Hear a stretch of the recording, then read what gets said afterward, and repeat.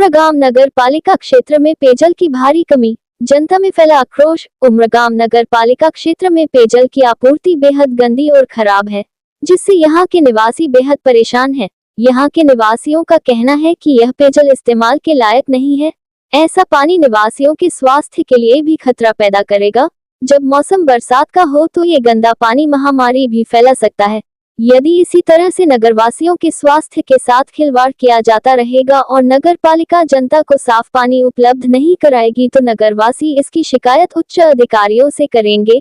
बता दें कि इस समय मानसून सीजन चल रहा है। मानसून में गर्मी, बुखार और खांसी सर्दी जैसी बीमारी अपना सिर उठा सकती है। इसके अलावा गंदे पानी से शहर में बीमारी फैलने का भी डर है। इसलिए जनता द्वारा मांग की जा रही है शासन द्वारा तत्काल पेयजल समस्या का निवारण किया जाए। ઉમરગામમાં બહુ જ પાણીની સમસ્યા છે। બિલકુલ પાણી નથી વ્યવસ્થિત આવતું, રેગ્યુલર પાણી નથી આવતું। પાણી છોડે છે તો એનામાં એટલો બધો ઢોળ કાદવ આવે છે ને એટલું ગંદુ પાણી આવે છે, તેનામાંથી માછલી બહાર નીકળતી છે ને એવું પાણી આપણે કેવી રીતે પીએ?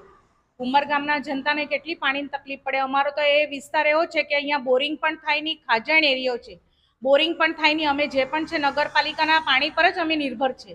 એનામાં આખો દિવસ પાણી એટલું ઓછું ટાઈમ માટે આપે કે અમારું કોઈ કામ નહીં થાય। એનામાં પાણીની એટલી મુશ્કેલ પડે છે કે આપણે કોને ફરિયાદ કરીએ? આપણું સાંભળતું હોય તેને તંત્રને ફરિયાદ કરીએ ને। પાણી આવવા માટે 10 વખત ફોન કરો કે ભાઈ પાણી ક્યારે આવવાનું, પાણી ક્યારે આવવાનું। કેટલી વખત અમારા રોજનું કામ એમને એમ રહી જાય છે।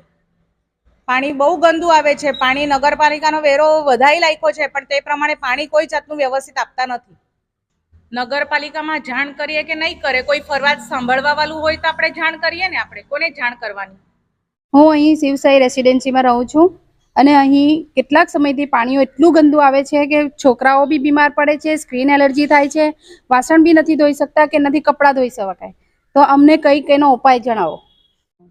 1 મહિનાથી આવું ગંદુ પાણી આવે છે, સાવ વાપરવામાં કામ નથી આવતું અને છોકરાઓ બી બીમાર થઈ ગયા છે।